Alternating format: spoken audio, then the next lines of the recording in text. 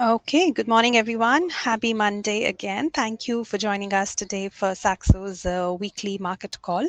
Today is May 29, 2023. My name is Charu Chanana. I'm a market strategist with Saxo Singapore, and I will be hosting this call today along with my colleague Redmond Wong from Saxo's Hong Kong office. So we will, like every week, begin with a macro update, what's been happening, what to watch in the coming week, and then we will drill it down to what's key in equities, where obviously AI is the buzzword, keeping things really afloat. And we will also talk about FX and commodities and China. So digging right in, I think you can already see my slides there. And just to begin, I think let's start with the topic of debt ceiling, which has been top of mind for many investors over the last few weeks. So over the weekend, I think we got some reports that suggested that Biden and McCarthy have finally struck a deal to suspend the federal government's $31.4 trillion limit on the US borrowing in order to avoid a default. It's an in-principle deal which will raise this borrowing limit for 2 years until after the next presidential election in late 2024. And it will include some caps on government spending over this time period. But the caps on government spending as of now, what they're saying is it's not as steep as what it could have been. So that's quite a relief. They've kind of found a middle path there.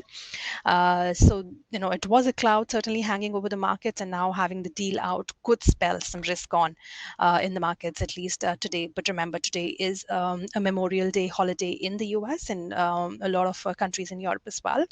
But I think going forward from here, really, the key question is that can the US now finally pay all its bills? Will there be any impact from the spending cuts on economic growth projections or not? So as what is understood right now is that Janet Yellen has moved a little bit on that ex-date calculation. She's now saying that June 5th, so next Monday, is the date when US can't pay its bills anymore. And McCarthy has said that he will give House members at least 72 hours to read the deal. So the deal still needs to pass through the House and the Senate, and that will take several more days. And if we do get some opponents, either Republicans who think that spending cuts are not sufficient, or Democrats who think that Republicans are kind of getting an upper hand with the deal, that can just further delay the process. So the timeline is still pretty tight, even though we've made progress on this deal. So there's still a risk of a default or of a government shutdown that will potentially still keep markets volatile after that initial risk on reaction from the markets.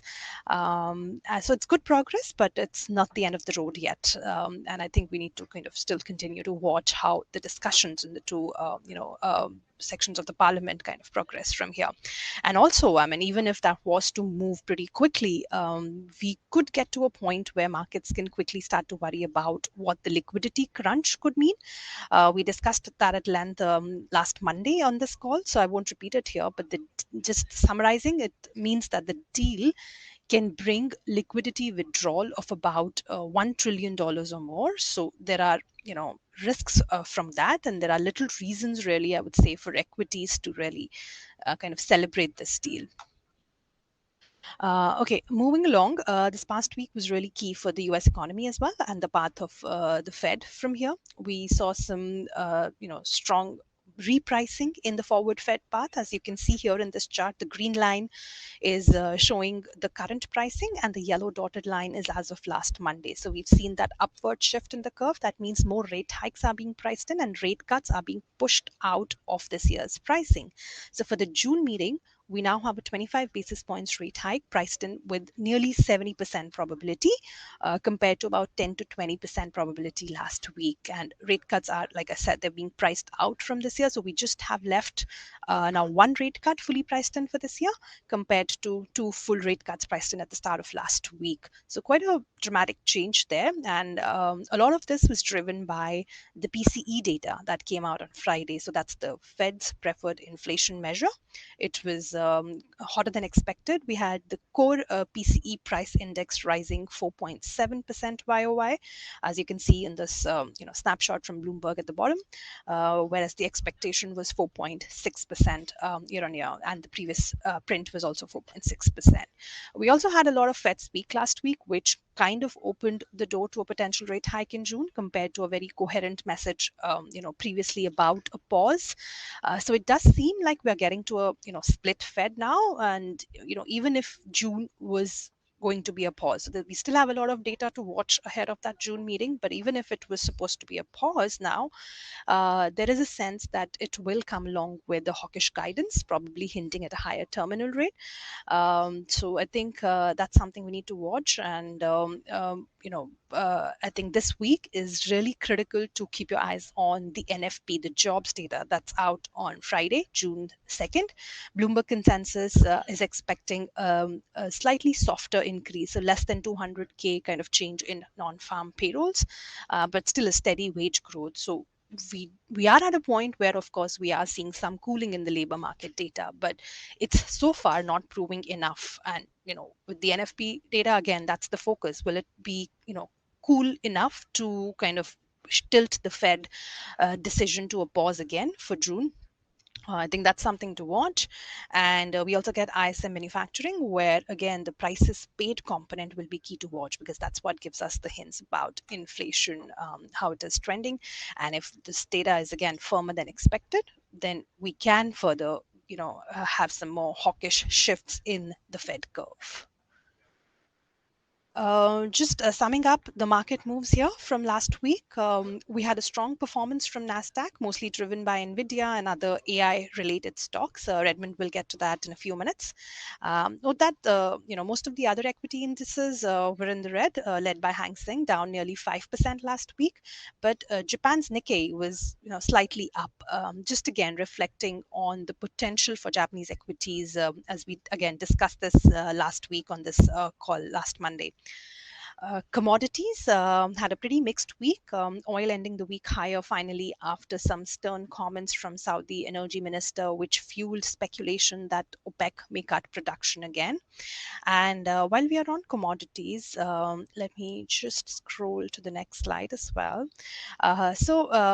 We've been at Saxo, we've been overweight commodities for quite some time, but it's true that commodities have been under pressure in the last few months. So this month to date performance chart here, it shows how the out of the whole commodity complex, only gasoline, cocoa, corn, and cotton have been positive so far this month. And the overall Bloomberg commodity index was down close to 4%. So a lot of clients and viewers have been asking us if the commodity rally is really over. I think it's a very timely discussion, and our head of commodity strategy, Ole Hansen, has written a great article on Friday answering that very question. I've attached a snapshot of his article on the right side here on the slide in the black. I would really encourage you to read that and share it ahead also with your friends that may be interested or maybe invested in commodities. But in essence, what he's saying is that there are short-term risks from slowing growth or a global recession fears, a stronger dollar, and the uncertainty about the direction of the near-term US rates, as we've just talked about, the repricing in the Fed. And of course, there's a lot of evidence now, especially from the April data, that Chinese economic recovery hasn't really taken the pace that most investors were expecting it to. So that does mean that we could get some further downside in the short term, but we still maintain a positive outlook because of the demand supply imbalance driven by factors. Again, I note here at the bottom of the slide, green transformation, high structural inflation, a weaker dollar, and overall just a very tight supply of key commodities. So we really see this as a pause in the commodity upcycle, not really an end to it. And just switching gears to FX, highlighting on the slide on the top right, I've taken the snapshot from last week's slide where we talked about Kiwi being the best performer in the previous week, and we highlighted risks to that going into a week where we had the RBNZ meeting. And this week's chart, if you see on the left side here, it shows how Kiwi was really the underperformer this week, because of that sudden change in tone that we got from the Reserve Bank of New Zealand. And I think there is a lot more scope as well for Kiwi to unwind the strong gains than it has seen so far. But for this week, I think my focus really will be on the Japanese yen. The chart on the right side at the bottom is actually for USD yen, which shows that there is a lot of fresh pressure on the Japanese yen because of the change in the Fed story, again, like we discussed in the beginning, and the resulting rise in treasury yields as well, while BOJ obviously is still sticking to its commitment to easy monetary policy.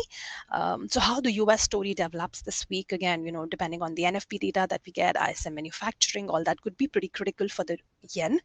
And we're now approaching 141 kind of levels there. So remember, that is, I would say, a kind of a danger zone, because the last time when we got intervention from Japanese authorities in September and October 2022, we had USD yen in the $140, $150 kind of range as well. So that risk is also rising fast if the trend in this Japanese yen continues. But yeah, I think I've taken a lot of time here. So perhaps I would stop now and pass it on to you, Redmond. Thank you. Well, I hope that you can see the slide now. And yes, I think it's the U.S. stock market, especially the bottom up S&P 500, and has been locked in a range since March, since the market rebound from that regional bank fiasco, and then it's April and May, pretty much it's quite range bound, and Nasdaq 100 has been relatively strong and broken the range, but it's still the big event is still on Nvidia. I mean, it's the Nvidia now has the potential to help to actually to break this equilibrium of the macro forces, contradictory macro forces, and take the market, at least for the moment, to the upside. And the macro forces, those actually, as Charu has already mentioned, I just want to highlight the importance why that have an impact, keeping the market in this kind of range over the last 2 months, because after the regional banking crisis, I mean, the market came to a consensus, came to the view that the Fed's hands pretty much quite bounded by the risk, potential risk to the bank sector if they raise too much. And if we raising rates too much, that will actually, the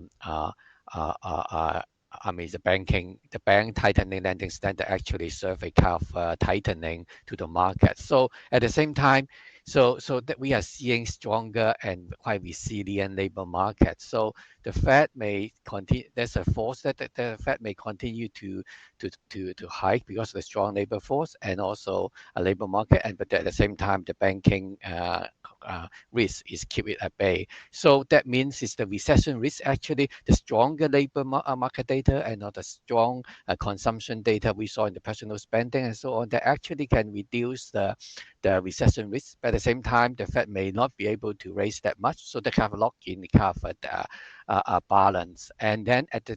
And so the bull and bear can do whatever their own take, but it's not going to push the market one way or the other, despite the market seeing strong number and heightened Fed rate risk.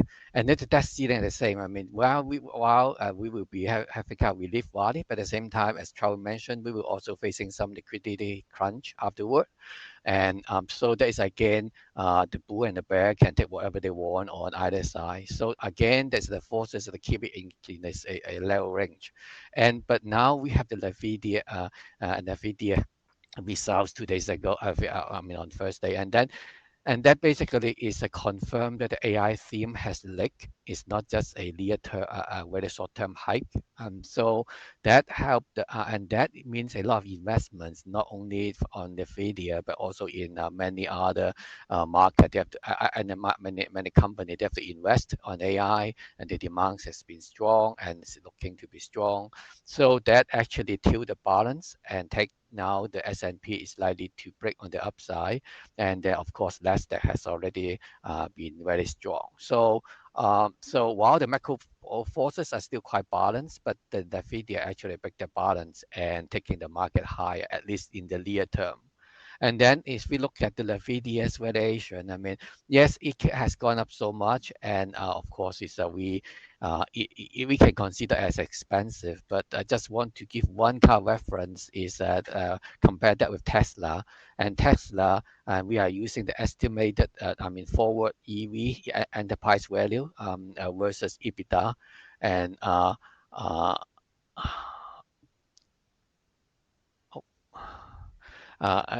there's a typo there. Sorry, it's EV to EBITDA is on forward, and for Tesla is that is at the high point in 2021 when EV has really been the theme in the town. It has been above 50 times. And so now Nvidia is now at 37, 36 times. So it's expensive, but but at the same time, it's not at the kind of extreme. If we take we look at the extreme of Tesla back in 2021 as a reference. But of course, this is only a reference. We are not recommending that. It's it's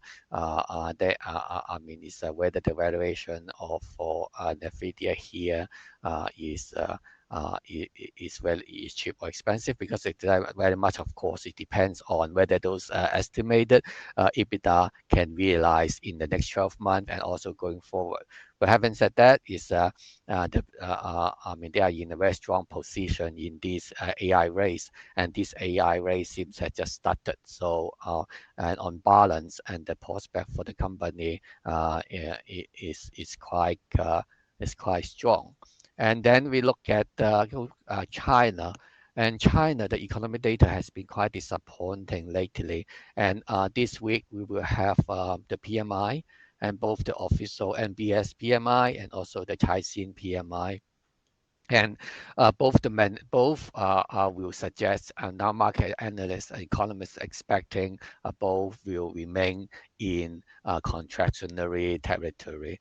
And the emerging industry PMI that has already came out, it also have a decline, even though it's still slightly above 50. But but came down from 53.1 to 50.7 in May, and it's only an indicator. Of course, it's not. The emerging industry PMI is measuring different type of company, but it's an indication that is still showing some weaknesses in those smaller and innovative company. And then it's also the high frequency indicators we have been seeing from China seems has peaked in April and slowed down a bit in May. And if you look at the export, and also as well as it seems maybe facing some headwind. For example, you look at the number from Korea's export to China, which usually will be a good leading indicator, is still down 23.4 year on year in the first 20 days of May. So that was deceleration for that is still still is quite big negative number. So that is on the economic side, But it's the last Friday we have a Pinduoduo's results earnings is pretty strong, and it's traded in the ADR traded in New York, and last Friday it jumped 19% in share price in ADR, and the revenue is increased by 58% year on year, and earnings is non-GAAP EPS has actually more than double, up 134% year on year. It's pretty strong result, but the management also cautioned that is going forward they are going to shift to quote unquote high quality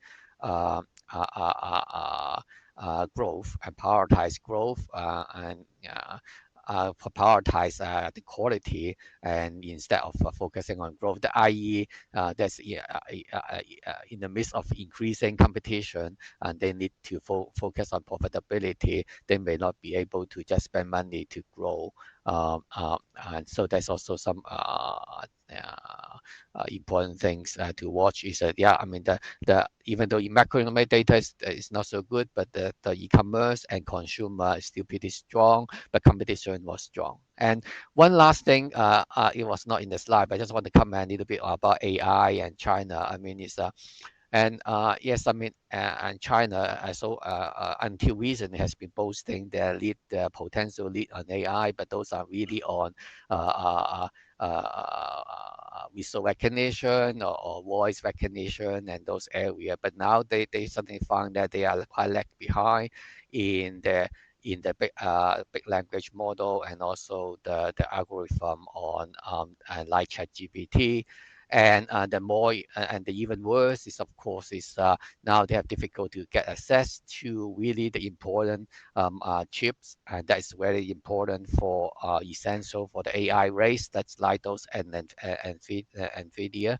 I mean, Baidu launched their chatbot, but according to I talked to some people in mainland, I mean, I mean, they were encouraged by the government to do something, so they launched in haste. But I mean, that they don't themselves, they don't seem to even have confidence that actually can compare to what we see from what's going on in ChatGPT and so on. So and they have difficulty in getting in the access to Nvidia.